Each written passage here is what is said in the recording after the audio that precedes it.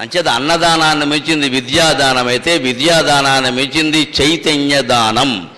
ఆ చైతన్యాన్ని ఇంతకాలంగా మనకి వికాస భారతి సంస్థ ద్వారా తన జీవితాన్ని మొత్తం బ్రహ్మచర్యంలో కాచి వడపోసి త్యాగం చేసినటువంటి మహానుభావుడు పక్కన కూర్చుని నేను మాట్లాడుతున్నాను. నాకు పరమానందంగా ఉంది ఈ విషయం, నాకు పరమానందంగా ఉంది ఈ విషయం.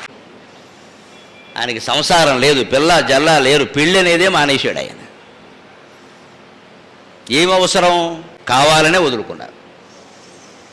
హిందూ ధర్మం కోసం సేవ చేస్తున్నటువంటి ఆర్ఎస్ఎస్, విశ్వ హిందూ పరిషత్, వికాస భారతి ఇటువంటి సంస్థల్లో కొన్ని వేల మంది ఇటువంటి బ్రహ్మచారులు ఉన్నారు. వారికి నమస్కారం.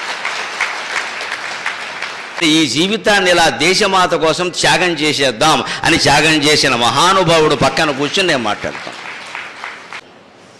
నాగేంద్ర ప్రసాద్ గారు అడగగానే అన్నాను అంటే, నేను చెయ్యలేని త్యాగం ఆ మహానుభావుడు చేశాడు, ఆ సభకి వెళ్ళడం పుణ్యం అనుకో. కానీ ఆయన జీవితాన్ని త్యాగం చేశాడు. ఓ భీష్మాచార్యుల్లా చేశాడు, ఒక హనుమంతుల్లాగా చేశాడు.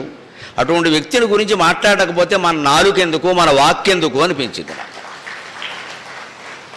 అందుకని శ్రమ తీసుకునైనా సరే హైదరాబాద్ నుంచి పనిగట్టుకుని వచ్చాం. అదే పని మీద వచ్చాం, అదే పని కాగానే మళ్ళీ వెళ్ళిపోతాం. ఇంకో కార్యక్రమం ఏమీ లేదు మనకి ఇక్కడ. ఇటువంటి నాగేంద్ర ప్రసాద్ వంటి మహానుభావుని వేళ ఇంత సేవ చేసి త్యాగం చేస్తే భగవంతుడు ఆయనకి ఇచ్చింది ఏమిటో తెలుసా? ఇక్కడి నుంచి అక్కడికి వెళ్ళడానికి ఎంత యాతన పడ్డాడో చూడండి. ఆయన పక్షవాతం వచ్చిందమ్మా. ఇంత జరిగినా నేను ఇంక చెయ్యను అనే మాట రావట్లా, చెయ్యలేకపోతున్నానండి. అయినా సభ నడిపిస్తున్నారు, ఇంకా నడిచి వెడుతున్నారు. ఇక్కడి నుంచి అక్కడికి, ఇక్కడి నుంచి ఎక్కడికి ఏదో కొంత అడుగులో అడుగేసుకుంటూ నడుస్తూనే ఉన్నారు. ఇవాళ ఆయన బాధ్యతలని వేరే వాళ్ళకి అప్పగించారు. వాళ్ళందరికీ నా చేత శాలువా గప్పించారు. నేను కూడా ఆ కార్యకర్తలకు సన్మానం చేసి ధన్యుణ్ణయ్యానని భావిస్తున్నాను.